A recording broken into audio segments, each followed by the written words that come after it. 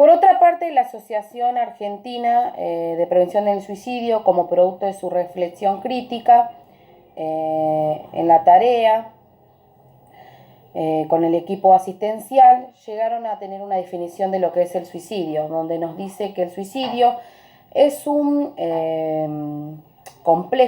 proceso complejo, multideterminado, que va a estar dado por muchas causas, donde nos habla de una manera de vivir que se va reconstruyendo, un enigma mortal por la condensación, ¿sí? Sobre un marco representacional, ¿sí? Existente, donde es un proceso que va más allá del acto, ¿sí? Donde va rompiendo, ¿sí? La concepción de ese hecho consumado, donde las primeras referencias bibliográficas se dieron en el año 1897 por Durkheim, donde él define al suicidio como toda muerte que resulta inmediatamente de un acto positivo o negativo realizado, ¿sí? Donde él también clasificó las conductas suicidas. ¿Por qué las clasificó? Para poder entender, ¿sí? Las intenciones que motivaron a las personas a utilizar el suicidio como medio, no como medio, como una alternativa a la resolución, ¿sí? Bien, donde tenemos en primer lugar al suicidio egoísta, después tenemos el suicidio altruista y el suicidio anómico y el suicidio fatalista, donde el suicidio egoísta tiene que ver con respecto al vínculo que tiene el sujeto con su entorno social, donde tienen ciertas diferencias, ¿no? Son distintas sus intereses, sus necesidades, ¿sí? Entonces ahí el sujeto lo que vive es cierto sufrimiento, cierto malestar. Después tenemos el suicidio altruista, que tiene que ver con respecto a esa idealización suicida de las personas, grupos o personas que exigen cierta lealtad a ese desapego de la sociedad, donde el sujeto llega a realizar ciertos sacrificios, ¿no? Como suicidarse. Esto se ve mucho en las culturas. Después tenemos el suicidio anómico, que este se presenta cuando la persona no encuentra recursos internos, entonces no puede enfrentar ciertas situaciones y estas situaciones lo perturban y comete lo que es el suicidio. Después tenemos el suicidio fatalista. Este suicidio es el resultado de una sociedad que genera una regulación extrema de sus normas, ¿sí? Donde la persona se ve cercenada a su libertad. Esto también se lo puede ver en las culturas, ¿sí? Por ejemplo, en la cultura japonesa. Bien, después tenemos otro tipo de conductas. Tenemos la idealización suicida, tenemos la autodestrucción, ¿sí? Amenaza, gesto, el intento y el hecho consumado. Cuando hablamos de la idealización suicida, incluye las expresiones verbales, ¿sí? Suicida, esa idea, donde todavía no hay un planteamiento de acción, ¿sí? Después tenemos la amenaza suicida, donde, bueno, acá tiene que ver con respecto, utilizan palabras, expresiones que se van a suicidar, ¿sí? Después tenemos el gesto suicida, que acá va la expresión y la amenaza, ¿no?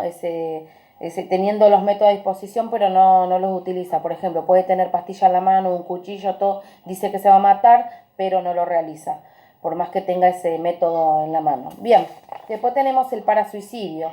El parasuicidio tiene que ver con respecto a esos gestos y a esos intentos manipuladores, ¿sí? Hasta intentos fallidos de terminar con su propia vida. Acá hace intentos, ¿sí? Estos intentos pueden provocar daños fatales a la persona, pero no se consuma todavía, ¿sí? Sino que puede provocarle. Esto sucede muchas veces cuando se dan,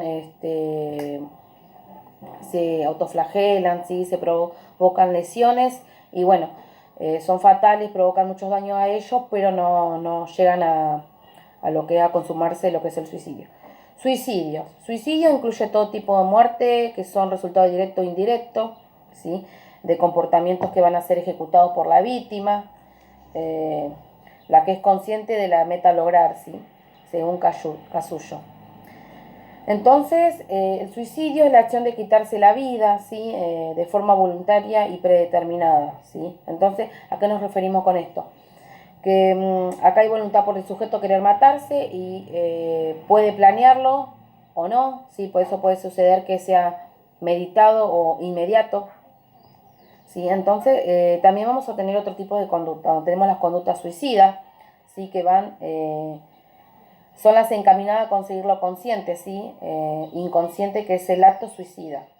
Después tenemos el riesgo de suicidio, cuando hay posibilidad de que la persona tente de quitarse la vida, ¿sí? Después tenemos el suicidio consumado, que tiene que ver con respecto a ese suicidio que se ha consumado, que se ha logrado con éxito, ¿sí? Acá ya se quitó la vida al sujeto. Después tenemos la simulación suicida. Acá no cumple el objetivo, ¿no?, de quitarse la vida, pero no existía una auténtica intención de consumar el acto, ¿sí? No cumple su... simula de querer matarse. Después tenemos la amenaza suicida. Es dar a entender en palabras sobre la acción suicida que se realizará. Acá como que puede comentar que se va a matar y lo que va a hacer, ¿sí? Después tenemos el suicidio colectivo, que esto puede darse grupalmente, ¿no? Hay alguien siempre que induce para que se pueda matar, los integrantes del grupo, y el grupo depende, ¿sí? Después tenemos el suicidio racional, que este va a estar dado por una enfermedad crónica. Entonces acá el sujeto, al estar enfermo, a tener una enfermedad terminal, lo que hace para parar su sufrimiento, se quita la vida. Después tenemos el intento de suicidio, que son todos aquellos intentos que tienen, ¿no?, actos autolesivos, con diferente grado de intención a morir, pero que no tienen final letal. Hay un intento de suicidio, ¿sí? No se logró el hecho ahí. Bien. Después tenemos la planificación suicida, que esta tiene que ver con respecto cuando el sujeto planifica, ¿sí? Cómo y cuándo y con qué y dónde va a realizarlo, ¿sí?, al acto suicida, ¿sí? Entonces es un elemento de gran peligrosidad, porque acá está planificando qué va a utilizar, cuándo lo va a hacer y dónde va a realizarlo, si elige, ¿sí? Acá planifica el sujeto.